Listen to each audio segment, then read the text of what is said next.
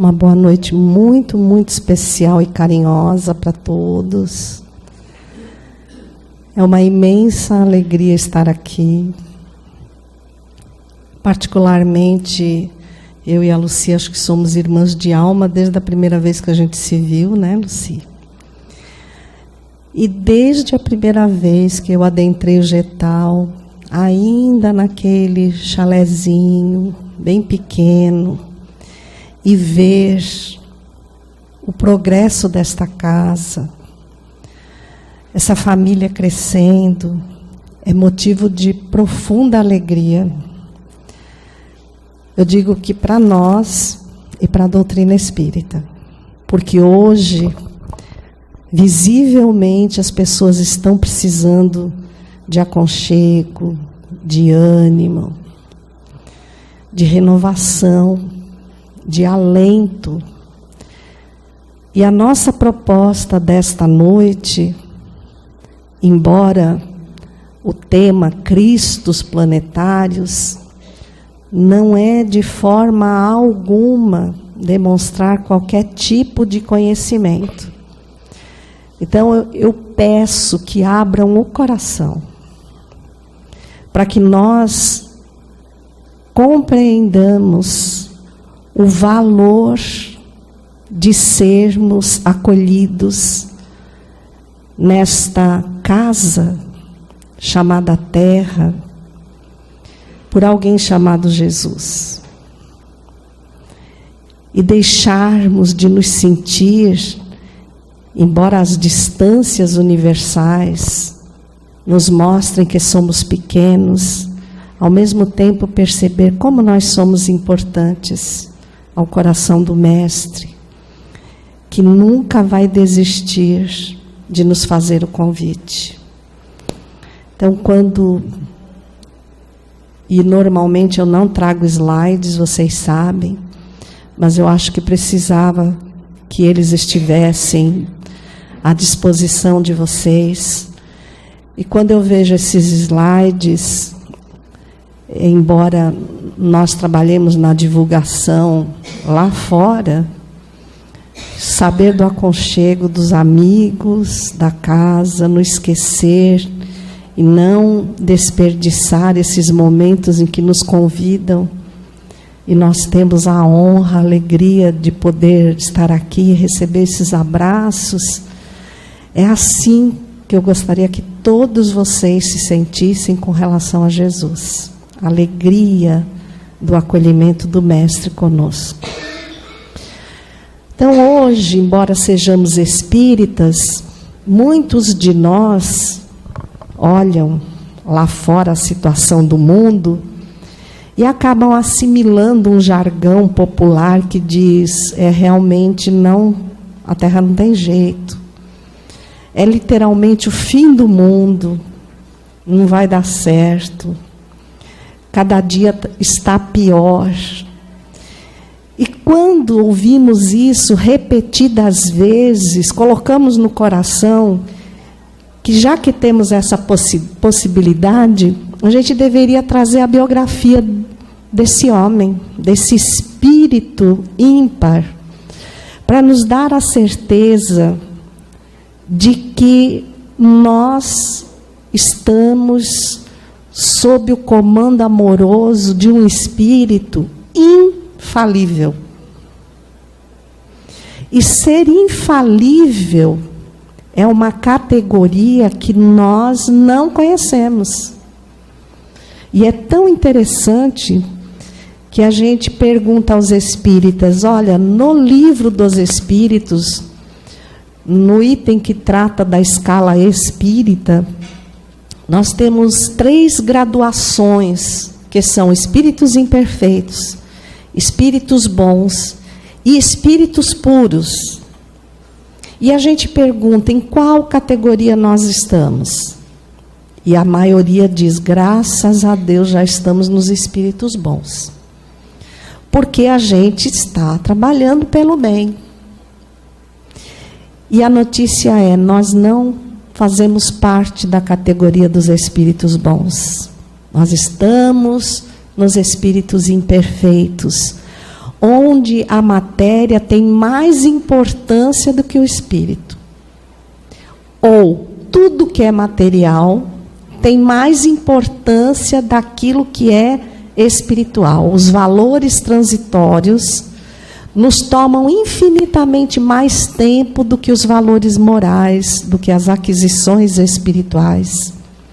Espíritos bons são aqueles que nem em pensamento supõem o mal. Seremos nós? Em que o espiritual sobrepuja a matéria. Então, eles só se contentam quando estão exercitando o bem. Mas eles são falíveis. Ou seja, eles podem reencarnar, e ao reencarnar eles podem falir exatamente por conta da influência imediata que a matéria provoca no espírito. Então, se a gente chega em casa num dia dessas chuvas amenas que nós temos tido, em cima da hora do nosso evangelho, ensopados, com dor de cabeça, o que é que a gente vai fazer primeiro? Quem vai deixar o evangelho em lugar de destaque? E a gente alega, mas meu Deus, ensopado desse jeito, com tanta dor de cabeça, se eu não atender essas necessidades, eu não vou conseguir me concentrar no evangelho. Isso já demonstra por si que somos espíritos imperfeitos. Porque espírito bom nem se dá conta dessas outras imposições que são naturais para nós. Eu iria tomar um remédio para dor de cabeça, um banho quente, e depois fazer o evangelho confortavelmente. E eu acho que todo mundo faria isso. Porque é normal da nossa condição espiritual ainda. Né? E os espíritos puros, simplesmente, eles são os bons numa categoria superior. Eles não têm mais vínculo nenhum com a matéria. E se eles precisarem, por opção própria, como foi o caso de Jesus, reencarnar, as sensações do corpo, as aflições do corpo não lhe dizem nada. E eles não são influenciáveis por nenhum tipo de pressão psíquica. Então, eles são infalíveis, e nós vamos ver com o trecho da Revista Espírita, mesmo, eles fazem questão de citar assim, mesmo na reencarnação. Então, nós vamos citar nos Espíritos Bons um caso que todos vocês devem conhecer, que é do livro Renúncia, a Alcione, quando ela pede, ao seu mentor para reencarnar, para socorrer o seu grande amor. E ele pede a ela reflexão, porque já na categoria de espíritos bons, só pensando no bem, ele lhe alerta. A matéria é prova de imensa dificuldade e pode levar você à falência. Pense bem. E a falência não é retrogradar, não é voltar. Né? Não existe involução espiritual, mas existe responsabilidade. Então, para um espírito bom, que pratica um equívoco, a responsabilidade é infinitamente maior. E, obviamente, o sofrimento é diferente do que nós sentimos. Então, apresentando a vocês Jesus. E a nossa casa. Porque a gente, afinal de contas, precisa saber onde nós moramos. Que casa é essa? E onde ela se situa? Nós vamos nos afastar um pouquinho dela. Porque o nosso pensamento ainda é muito egoísta. Primeiro somos nós. Então, a gente está habituado a tomar atitudes e decisões que preservem o nosso bem-estar. O nosso olhar em direção ao outro, por melhor que sejamos, ainda é pequeno, ainda é curto demais. Eu preciso ter certeza que eu vou fazer um bem para mim mesmo. Nosso bem ainda é interesseiro. Mas olha só, se a gente pega o nosso sistema solar, a nossa Terra é apenas um planeta desse sistema. Para cada planeta desses, há um espírito infalível, responsabilizado pelas condições evolutivas daquela humanidade, daqueles espíritos encarnados e desencarnados que ainda se encontram por condições evolutivas presos, necessitados da reencarnação nesse planeta. A Terra é um deles, né? Nós vimos aqui o nosso Sol, né? Aqui o nosso Sol. Grande, se a gente olhar em relação aos planetas. Mas aí a gente vai comparar o nosso Sol com outros sóis de outras galáxias. E o tamanho do Sol não quer dizer que sejam mais evoluídas. Tá? E aí, olha onde está o nosso Sol. Esse pontinho preto no bico daquela seta. É um pontinho preto. Alcíone, veja, espíritos bons, estão aqui nesse pontinho branco. É o Sol de Sírius. Né?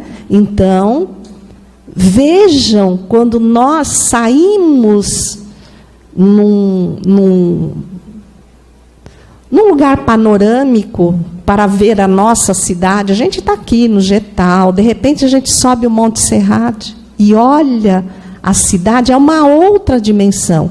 Então, o que nós estamos fazendo é convidar vocês para um chá na varanda de Deus. Olha a paisagem. E aí nós fomos resgatar um texto da Revista Espírita, fevereiro de 1858, que diz assim: ao lado de Deus, paremos.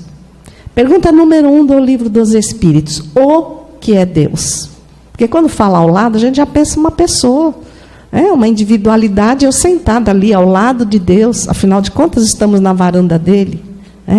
Esse ao lado quer dizer em comunhão de pensamentos com Ele. Coisa que nós não temos. Chega um pequenino problema na nossa vida, a gente diz, não é possível. Deus não está me enxergando. Deus, como é que isso pode estar acontecendo comigo? Isso é discordância. Então, estar em comunhão com Deus, com os seus pensamentos, quer dizer achar totalmente natural tudo o que acontece. Não se chocar com as supostas tragédias. Já imaginaram? Que condição espiritual é essa? Ter um amplo entendimento para todos os acontecimentos. Nunca se ofender. Nunca enxergar um inimigo. Nunca. Não aceitar que existem injustiças. Ter toda a amplidão do entendimento para reconhecer que não existem injustiças. Então, veja a grandeza desses espíritos. Então, ao lado deles, tem um grupo desses espíritos que chegaram à condição maior de espíritos puros. Então, veja, espíritos imperfeitos, bons e puros. Cada uma dessas categorias tem uma infinidade de subtítulos. Nos espíritos imperfeitos tem espíritos levianos, espíritos neutros, que eu acho que somos nós. Porque nós já estamos empenhados em tentar não fazer o mal, mas a gente ainda faz. Mas não estamos tão empenhados em fazer o bem. Então a gente está neutro. Porque não basta não fazer o bem, não fazer o mal. É necessário fazer o bem, porque senão nos tornamos responsáveis pelo prejuízo da ausência do bem que poderíamos ter feito, que não deixa de ser um mal. Livro dos Espíritos. Então, esses espíritos são chamados Cristos. Um deles passou pela Terra há mais de 2000 anos atrás. E nós imaginamos o esforço que não foi para ele, totalmente desvinculado do campo material, se submeter às pressões de um corpo físico para exemplificar. Porque o primeiro capítulo, muito bem escolhido por Kardec, para abrir o livro, o Evangelho, é: não vim destruir a lei. Então, ele não veio desdizer tudo que havia sido colocado até a sua chegada. Ele veio acrescentar, mas ele veio exemplificar. Jesus não escreveu uma única palavra.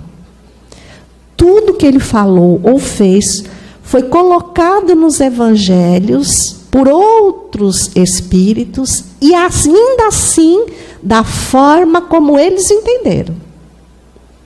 Vejam só. Esses espíritos,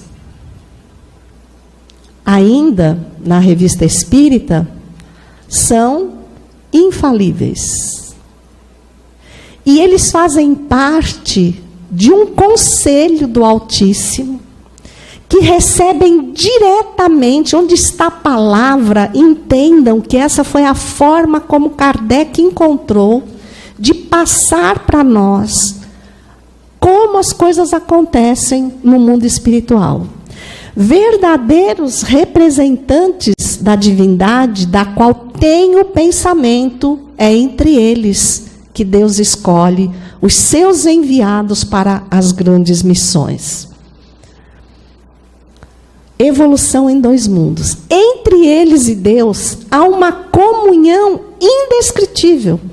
Então, por mais que se tente explicar, nós não vamos conseguir entender essa comunhão de pensamentos, de tal forma que Deus cria incessantemente.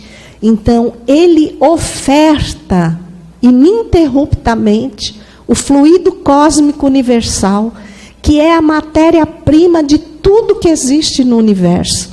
E eles, como arquitetos de Deus, ou co-criadores em plano maior, fazem essas construções que permeiam o universo. Então, Jesus não recebeu a casa pronta. Ele foi chamado a construí-la. A terra foi criada minuciosamente por ele, claro que com uma equipe fantástica, pensando em nós. Ele não fez uma casa e disse: quem quiser ir para lá, vai. É uma obrigação que eu tenho, então vou logo realizar essa tarefa, como muitas vezes nós fazemos com a nossa vida. Fazer o quê, né? Mais um dia, começa tudo de novo. Como assim começa tudo de novo? Não é mais um dia, é um dia novo. E da mesma forma que Deus exala esse fluido e confia a espíritos da envergadura de Jesus, para que eles façam as melhores construções, o fluido universal, ele permeia todo o espaço que nós consideramos vazio. Está ao nosso redor, entregue em confiança a nós para o modelarmos. Então, a partir de hoje, reflita. Tudo que você pensa, tudo, automaticamente você modela no fluido universal. Ou seja, você pega uma jarra de água límpida e joga o veneno da sua cólera, do seu ciúme, da sua inveja, ao universo. Você atira o veneno ao universo. A partir daquele momento, faz parte do universo o seu pensamento, que a maioria de nós julga que é oculto, que nunca ninguém vai ficar sabendo o que foi que eu pensei. Porque eu acredito que só o que eu falo e da forma como eu me porto é que diz de mim, diz da minha identidade.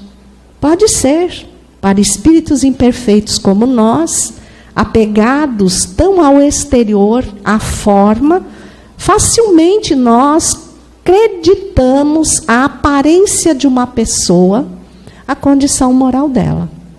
Mas isso não é verdade. No livro A Caminho da Luz, veja que coisa fantástica. Na direção de todos os fenômenos do nosso sistema, está falando de sistema solar, vários planetas, existe uma comunidade. Um espírito puro já é demais para nós, né?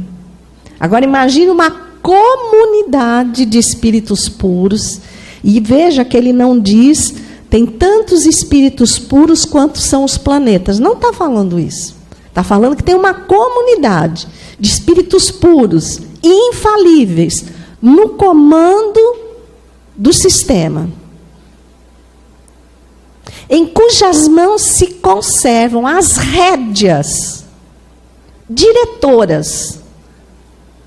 Quem disse que esse mal que nós estamos enxergando aí não tem um fundo de bem, infelizmente, um mal necessário, porque ele faz parte da nossa escolha. E esse mal que se exterioriza e que nós, muitas vezes, nos revoltamos de ver, também soma aquele pensamento que eu atirei ao universo, que contaminou a psicosfera, ou a esfera do pensamento, a minha, a da minha família, a do lugar onde eu moro, a do meu bairro, e assim vai. E aí dá esse resultado. Nessa poupança tem moeda que eu pus. E hoje eu estou habitando exatamente o lugar com o qual eu colaborei para construir. E é tão interessante que eu tenho ouvido muito assim. Ah, mas sabe o que eu aprendi? Eu aprendi assim, se eu fizer as coisas direito, o que é fazer as coisas direito? Porque não é fazer bem para mim. Fazer bem a ponto de colaborar com benefício para o universo é muito mais do que fazer o bem interesseiro. Mas se eu fizer, tudo bem, aconteça o que acontecer com a Terra, e eu fico olhando e digo assim, simplesmente essa pessoa diz, olha, para mim não faz diferença ficar ou não com Jesus. Aí, numa outra encarnação, eu vou para Júpiter, que é um planeta mais evoluído, e eu digo, é verdade. Mas aí você vai lá, na mesma revista de 1858, se eu não me engano, em setembro, o espírito Bernard Palissy, que fez intuiu o médium Vitorien, né, a fazer aquele desenho das casas de Júpiter, que é um encarte da revista espírita de 1858.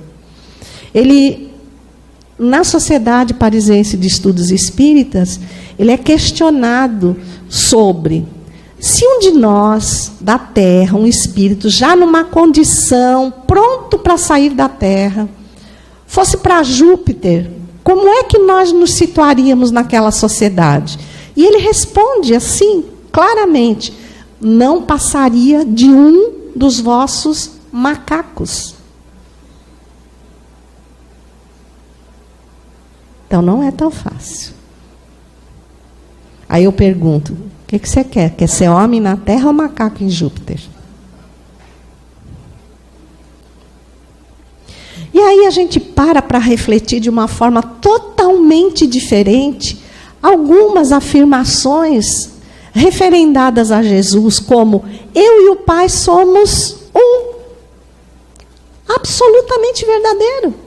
Porque se ele está em sintonia, em comunhão com Deus, ele não põe a opinião dele. Olha, Deus, você quer fazer assim, mas o que você acha? Isso é tão tão comum no espírita, né? A gente sempre quer dar uma pitadinha para mudar um plano só para dizer esse pedacinho, essa curva da parede fui eu que sugeri. Ele não sugere porque é perfeito. Então, ele e o Pai pensam da mesma forma, sem nenhuma distância, não distorce nada. Respondeu-lhe Jesus: em verdade vos asseguro, antes que Abraão existisse, eu sou. Então, o que ele quis dizer com isso? Abraão, no Velho Testamento, ele abre o Velho Testamento. Então, assim, mais velho que Abraão, a gente até costuma dizer isso. Quando se falava de Abraão, a época de Abraão, ele, Jesus, já era um espírito puro. Isso é o que quer dizer essa frase. Ou seja, ele já tinha caminhado todo esse processo evolutivo e atingido o mais alto topo de espírito puro que está ao alcance do nosso entendimento. Porque talvez, quando a gente for para Júpiter, nós vamos entender categorias de espíritos puros de forma totalmente diferente, mais ampla. Então, dizem, e Haroldo é alguém que faz essa afirmação baseado nas escrituras, que nos cálculos estatísticos de uma evolução não assim tão horizontal como a nossa, né? Porque a gente, para subir um degrauzinho, está difícil. Eu creio que Jesus evoluiu de uma forma mais vertical, né? Que quando a Terra foi criada, ou quando ele criou a Terra, o sistema solar onde ele evoluiu já tinha desaparecido há mais de 4 bilhões de anos. É o tempo que nós temos de Terra hoje. De vida na Terra hoje. Então, vejam. Aqui nós estamos vendo a nossa galáxia. O que é a nossa galáxia? É uma comunidade de sistemas solares. E a astronomia diz que a nossa galáxia, a Via Láctea, tem em torno de 200 milhões de sistemas solares. Vocês conseguem ter a dimensão disso? Dá para ter a dimensão disso? Olha lá. A nossa galáxia. Um mundo de sistemas solares, numa espiral, evoluindo continuamente, sob a direção desses espíritos. E onde nós estamos nessa galáxia? Ah, fácil. Olha lá. Os astrônomos deduzem que nós estamos entre a borda, né, e o miolo, o núcleo, a uma distância de aproximadamente 30 mil anos-luz. Ou seja, para nós atingirmos o núcleo ou a borda, a gente tinha que viajar à velocidade da luz por 30 mil anos. Só na nossa galáxia. Por que eu estou fazendo isso? Para vocês irem construindo a dimensão de Deus e concluírem ao final se realmente a Terra está à disposição daquilo que nós decidirmos. Se realmente esse mal está numa batalha contra o bem e com o risco do bem perder. Porque nós estamos desacreditando de Jesus. Nós não nos damos conta. O problema é que Jesus não precisa de ibope, porque ele é um espírito puro. Mas nós, quando desacreditamos dessa figura segura que conduz, está no comando, sabe tudo sobre o que está acontecendo na Terra, nós entramos numa faixa de sintonia muito direta, muito fácil, com os espíritos infelizes que estão em momento de desespero, trazendo o mal com uma publicidade incrível, de tal forma que nós acreditamos. Se essa contabilidade fosse justa e os jornais tivessem que citar todo o mal que aconteceu na Terra, mas todo o bem, nós iríamos ter certeza que o bem está avançando, superando o mal. E aí eu sugiro a vocês, eu não me recordo agora o nome do autor, mas tem um livro chamado Os Anjos Bons da Nossa Natureza. Não é espírita, aliás, não é vinculado a nenhuma religião. É o estudo de um grande historiador, um pesquisador da humanidade. E ele vai trazendo a história da humanidade, as estatísticas, ele comprova que o bem superou o mal. Já existiu períodos em que o mal ombreou com o bem, em que o mal era superior ao bem. Então a Terra está evoluindo, só que nós espíritas, graças à pedagogia ímpar de Allan Kardec, nós temos um manual de vivência totalmente desperdiçado. Porque a gente pergunta aos espíritas, gente, ser espírita não é frequentar o centro no dia de Evangelho e Passe. Ser espírita é ter a convicção do que é o espiritismo, não é ser perfeito. E lá no capítulo 17 do Evangelho, sede perfeitos, os bons espíritas é aquele que empenha todo o esforço em domar as suas más inclinações. Ponto. Mas também precisa conhecer. Você é espírita por quê? O que te levou a escolher o espiritismo? Ah, porque eu vou lá no centro, eu tomo um passe, eu saio tão melhor. Só isso. Sem embasamento nenhum. Quem é Allan Kardec? Ah, sei lá, é um homem que escreveu uns livros aí, né? Que instituiu como é que faz na casa espírita. Não é isso. Você pega os evangélicos, eles sabem tudo, então não tem discussão com eles. Eles são convictos. E o espírita não é convicto. O espírita é o que tem a maior gama de informações, mas ele não se interessa por estudar. O estudo espírita não é para formar trabalhadores, é para nos mostrar como administrar a nossa vida e nos comprovar que o caminho do sofrimento é opcional, não é caminho obrigatório de evolução. O sofrimento é escolha nossa. Ah, não pode ser. E o karma? Karma? O karma somos nós que fazemos. Tudo bem, o que está feito lá atrás está feito, mas não houve julgamento. Não houve aquele momento que diz, ai, ai, ai, você fez isso, agora você vai pagar. Não. E eu costumo, para as pessoas entenderem, dizer assim, a gente pega nossos filhos de 5, 6, 7 anos e diz assim, filhinho, sabe, é uma moda aqui na Terra ir para a escola. Você quer? O que ele vai responder? Não. Mas eu tenho que ir? Não, você pode escolher, meu bem. Se você achar que deve, você vai. Se não, você pode ficar em casa, pode sair com seus amigos, pode jogar videogame, ficar no celular, assistir televisão. Ele vai? Não. Aí a gente obriga. Para ele é um sofrimento. Ele olha para você e acha que está sendo castigado. Por quê? Porque ele não entende a importância desse aprendizado. E não somos nós. Nós estamos matriculados na escola chamada Terra, mas nós não queremos. A gente queria estar por aí, fazendo o que der na cabeça. E muitos de nós são pessoas honradas, porque têm medo da lei. E olha, aqui no Brasil, hein? Que a lei, né, é relaxada mais do que escova progressiva.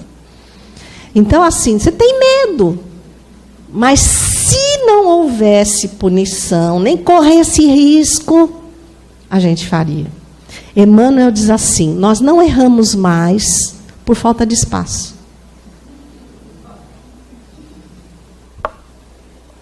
Então, veja, o que nós chamamos de sofrimento é revisão de matéria que nós não assimilamos.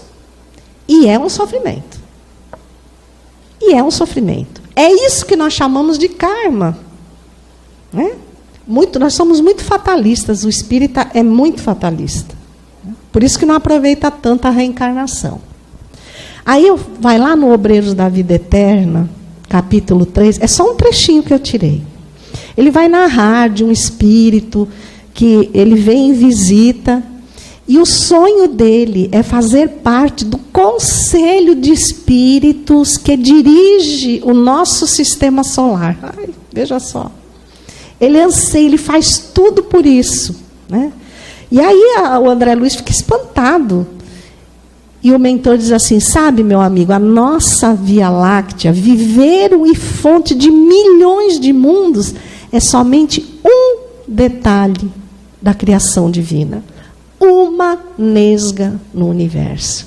E aí eu pergunto, quando a gente fala em Deus, a gente tem mesmo certeza do que Ele é? Do que Ele é? Quando a gente fala em Jesus, a gente sabe de quem está falando, tem propriedade para fazer as afirmações que nós costumeiramente fazemos. Aqui uma visão, uma projeção da astronomia, do passeio das galáxias. Então imagine que a nossa é uma dessas, com mais ou menos 200 milhões de sistemas solares. Só nessas aqui que a gente está vendo, quantos planetas tem mesmo? Quantos espíritos existem? O livro Roteiro de Emmanuel, lição 9, Educandário Terrestre, diz que vinculados à Terra, da visão espiritual, tem mais de 20 bilhões de espíritos. Nós somos entre 7,5 e 8 bilhões reencarnados. Em 1910, os habitantes da Terra, os espíritos reencarnados, eram em torno de 1 bilhão. Olha o crescimento. Isso representa o quê? Quantos espíritos estão vindo para a Terra, ou vinculados à Terra nesse processo evolutivo? Tá, mas de onde veio a ideia de Jesus criar a Terra? Não, um dia ele chegou para Deus e falou, Deus, eu só agora já fiz 18 anos, quero ter a minha casa. Quero ser independente. Aí Deus deve ter dito assim, tá, tudo bem, vai lá, escolhe uma vista bonita e faz tua casa lá.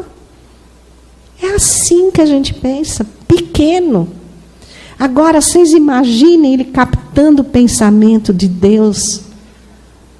E esse pensamento dizendo, há bilhões de espíritos numa condição evolutiva ímpar, para os quais seria necessário uma casa adequada para recebê-los. Porque devido às suas vibrações, eles necessitarão de reencarnações em planetas que acolham os seus corpos, eles dê vida em abundância, que eles possam respirar, alimentar-se, nutrir-se material e espiritualmente. E aí, esses arquitetos de Deus, com medições perfeitas, traçaram as coordenadas onde deveria ser construído esse planeta. Porque nós precisamos gravidade, porque os nossos corpos são densos, porque eles são o espelho da nossa condição espiritual, da forma do nosso perispírito. Então, a gravidade tinha que ser exatamente aquela, para que nem ficássemos rastejantes e nem ficássemos soltos na atmosfera. E eu estou falando só do aspecto material. Então, foram coordenadas exatas.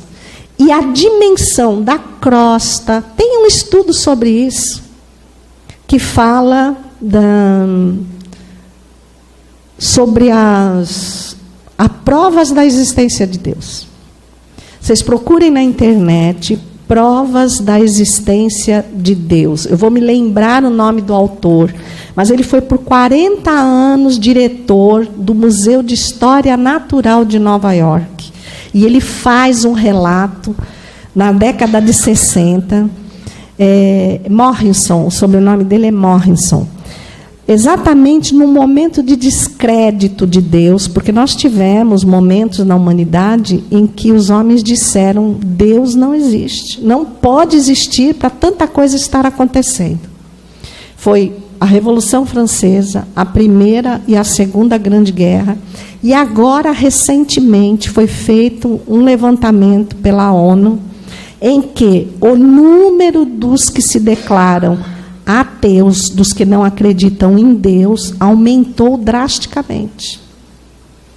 E não é que não acredita, é que não aceita, não consegue compreender como é que um Deus que é bom, justo, generoso, permite tanta adversidade. Então ele prefere acreditar que Deus não existe do que aceitar essa condição, porque ele não entende, porque ele não estuda.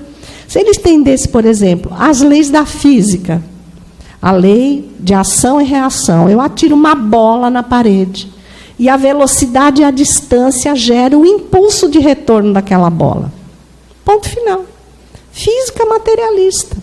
A lei de causa e efeito atinge o universo e fundamenta a lei de ação e reação. Então, tudo que eu lanço ao universo, na distância e na dimensão que eu lanço, vai retornar para mim. É automático. Agora, como eu estarei preparado na hora que isso voltar, vai fazer toda a diferença. Toda a diferença. Eu atiro um material, enquanto ele vai e se espalha, eu o estudo e percebo o mal que fiz. Então, eu me transformo, colho e semeio o bem com aquele material que eu tinha atirado antes. Então, nós estamos aqui exatamente para reaprender, fazer diferente. Porque hoje nós temos melhores condições espirituais. Na Idade Média, eram heróis, eram grandes os homens que matavam, os homens que assimilavam, para não dizer outras palavras mais densas, o que pertencia aos outros. Hoje isso nos escandaliza. Nós apontamos os defeitos, nós sabemos o que é certo e o que é errado. O problema é que nós só apontamos lá fora e aqui dentro.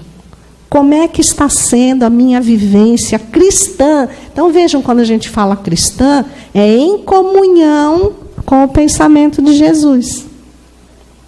Quando surgirem as situações, eu paro e digo: como é que Jesus faria no meu lugar? Lógico, eu não vou fazer igual a ele, mas eu vou trazer a responsabilidade que o que eu fizer vai voltar para mim. Eu estarei imerso nessa energia. Essa energia vai encharcar em primeiro lugar a mim. Então, a gente vai pensar melhor, né? E aí, olha, a Gênesis, o último capítulo da Gênesis, Dominique François Jean Arago, que foi ministro da tecnologia, vamos dizer assim, da França, né? Ele diz que o primeiro passo de transformação moral é essa inquietude. Então, eu já me sinto incomodado. E não é o que está acontecendo agora com todos nós? A gente não está incomodado, não está inquieto, não está espantado e dizendo: meu Deus, isso tem que ser resolvido. A gente ainda não percebeu que tem que começar por nós, mas já estamos num bom caminho, né? Traduz-se por uma agitação surda. Depois, atos que levam à revolução moral, as quais, crede o bem, têm o seu período. Então, nós estamos vivendo exatamente um período dessa efervescência. Então, tudo que estava oculto, todo o mal que estava embaixo do tapete, a sujeira embaixo do tapete, nós agora decidimos levantar o tapete, sacudir o tapete. E essa poeira vai ter que assentar para ser varrida.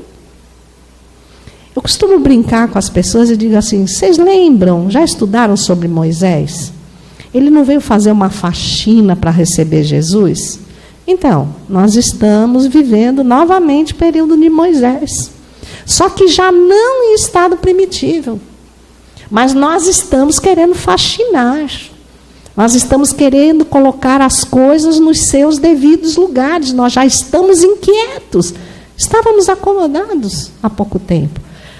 Agora, a grande preocupação na família espírita é nós nos acostumarmos que tudo é assim mesmo. Fazer o quê? É assim mesmo.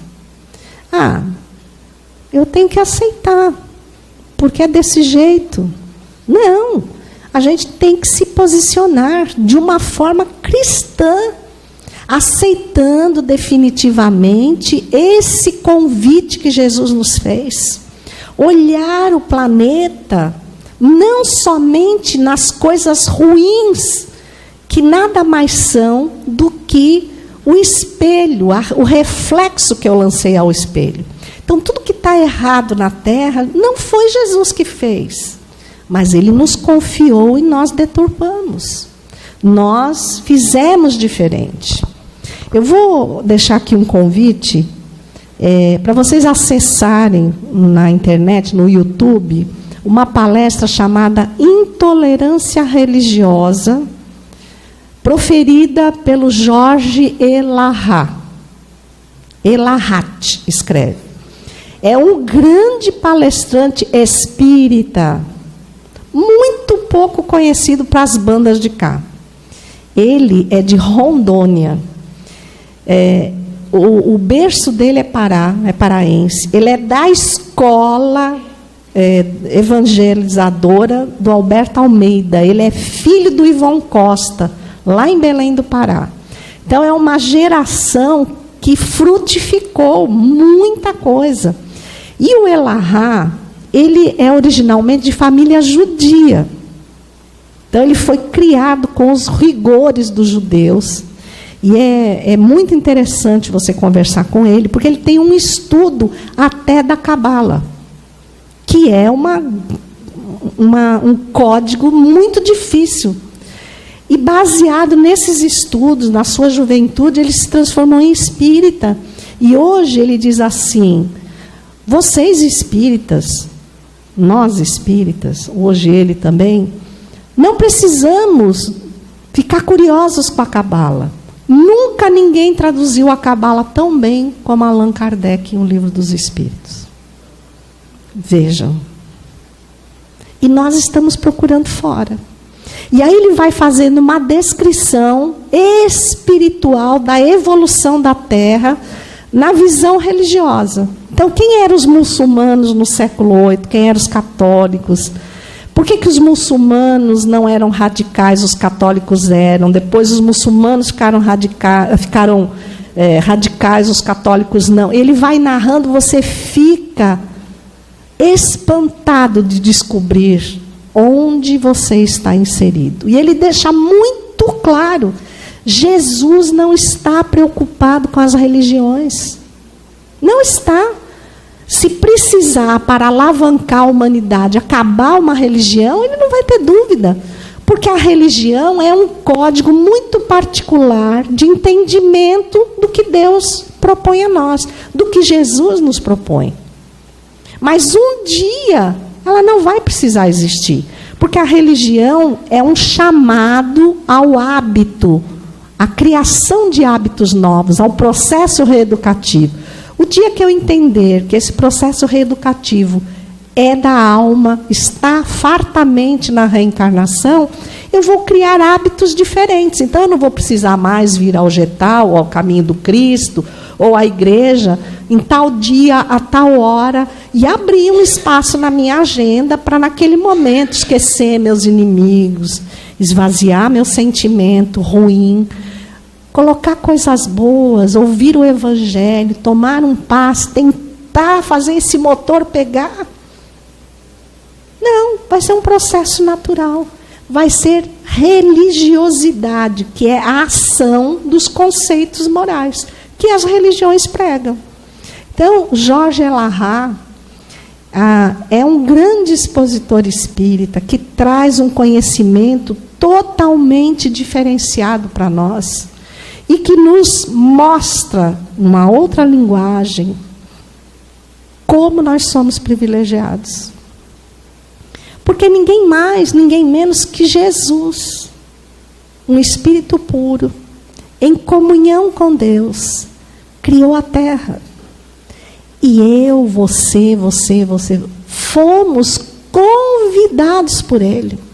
Estávamos imersos em grandes dificuldades, sem entender bem o que fazer, e Ele nos convidou, nos aceitou nas condições em que estamos.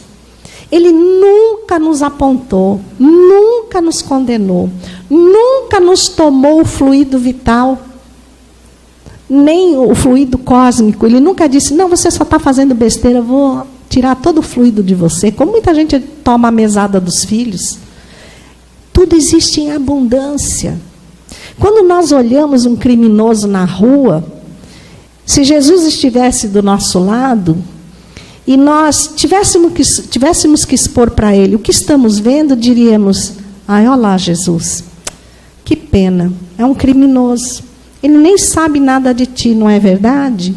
Ele ia olhar para nós, e olhar para o criminoso e ia dizer, não, eu não vejo nenhum criminoso. Eu vejo 2 anjos em construção. Lá atrás, Públio Lentulus, quem era? O que fez? Mas Jesus não via Públio Lentulus. Jesus já via Emmanuel. Então, olhe para as pessoas e veja espíritos em construção. Se você já passou do alicerce, já fez o primeiro andar, já está no Getal fazendo o segundo, parabéns. Mas compreenda o que ainda está no alicerce. O que está lutando com as próprias dificuldades para colocar os primeiros tijolos, e colabore com ele. Às vezes os tijolos deles são muito porosos, não oferecem segurança. Oferte os seus tijolos de fé, os seus tijolos de confiança, através do seu exemplo. Não discuta, exemplifique. Deixe que as pessoas por si só olhem para você e digam, como você conseguiu? Ou como você consegue estar assim, dessa forma, feliz, animado, diante de tantas dificuldades? E aí sim você vai ter material suficiente para convencê-lo. Por enquanto, nós somos ainda crianças, espíritos imaturos, precisando provas concretas para simplesmente sabermos o que nós somos, espíritos imortais. Nós não somos dependentes da matéria. A matéria é apenas uma ferramenta que momentaneamente nos foi entregue para alavancar a nossa construção. Tem a história de um índio que pertencia a uma reserva nos Estados Unidos, e como nós tínhamos, ou temos, não sei como é que funciona agora, de nome deve ter mudado, o projeto Rondon, né, que ia às aldeias indígenas, às comunidades distantes. Nos Estados Unidos também tem. E um universitário, em sequentes visitas a uma aldeia, criou um laço de amizade profunda com um índio, de tal maneira que ele passava períodos na reserva para aprender os costumes indígenas, para ver o mundo por um outro prisma. Até que um dia ele perguntou se poderia levar o índio por uns dias para conhecer a sua casa. Ele morava só em Nova York. E achou que o índio ia ficar espantado com as construções. E um dia foi passear com o índio na Quinta Avenida. Aquele trânsito, aquela gritaria, aquela movimentação. De repente o índio para e fala, um grilo. Aí o rapaz começa a rir e diz, um grilo. Você está falando sério, que você está ouvindo um grilo aqui, na Quinta Avenida, com esse barulho todo? Eu estou ouvindo um grilo. Ah, impossível. Aí o índio vai, um pequeno canteiro de árvore, ele vai afastando as ervas, e lá estava o grilo. O rapaz fica espantado, como pode ele ouvir um grilo no meio do tumulto? E o índio, sábio, anda uns passos a mais. E de repente o jovem universitário diz: eu ouvi o barulho de uma moeda caindo. E o índio fala: uma moeda caindo na Quinta Avenida? Você conseguiu ouvir uma moeda? E o rapaz olha, aqui está a moeda. Então, cada um de nós habitua a alma aos sons daquilo que lhe é indispensável. Deus, Jesus, os espíritos benfeitores não vão chegar fazendo barulho. Eles vão vir sussurrando. É como se nós estivéssemos na Quinta Avenida, com aquele mundo de confusões, de gentes, de diversidades. Quando a dor chega, nós nos sentimos tumultuados. Aquiete-se, afine os ouvidos para o sussurro de Deus. E em nenhum momento vai se sentir sozinho. Quando nós temos no comando um espírito como esse, infalível, não há como duvidar de que a Terra caminha muito bem, obrigado, mas que precisa da sua colaboração. Faça o melhor. Construa cada dia com primor de gratidão e seja feliz. Caminhemos juntos sempre, sempre, sempre. Porque Jesus não vai desistir de nós. Muito, muito obrigado, muita paz e boa noite.